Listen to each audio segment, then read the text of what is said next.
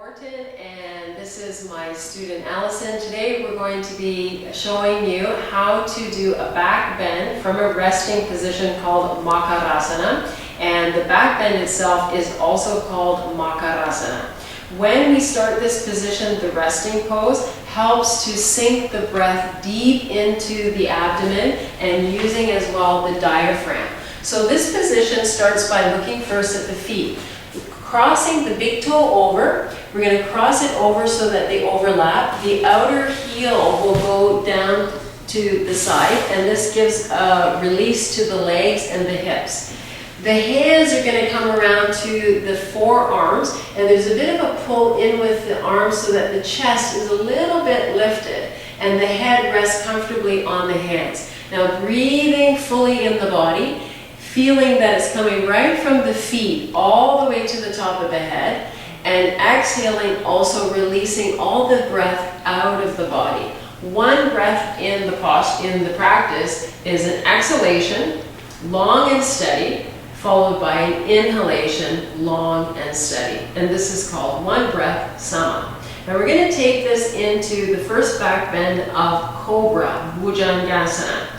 So when we start the position, the legs are going to open again. They're going to be about 1 foot leg distance, and the toes are going to engage so that the thighs are strong and the front of the feet stay flat.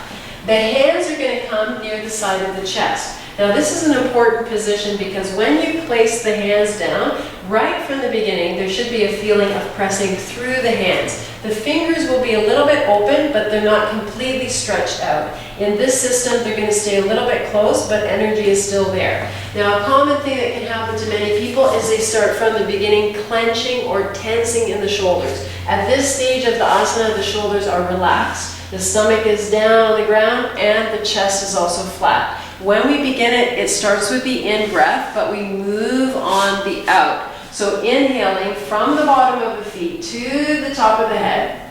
When exhaling, push through the hands. Only the head comes up, the chest comes up, and there's a press down to the stomach.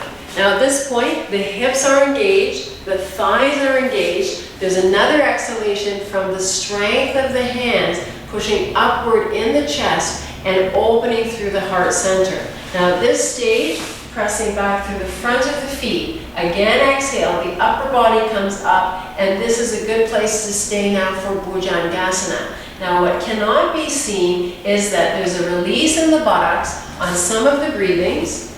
There's a reinforcement back to the hands to give support so that the back muscles are not going to be collapsed or compressed.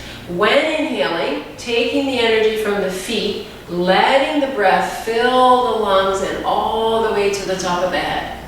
When exhaling, this is where the buttocks can be tightened to reinforce the opening, to push forward with the heart center, and to open gradually in the chest. A lot of strength goes into the hands. Now on the return, keeping the legs strong, the hips also strong.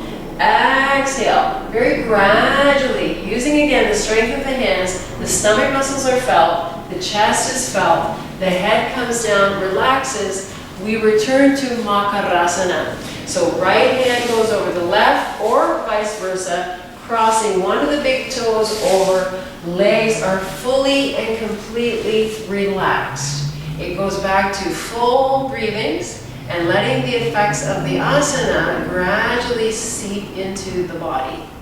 This is one variation of Bhujangasana, the cobra asana.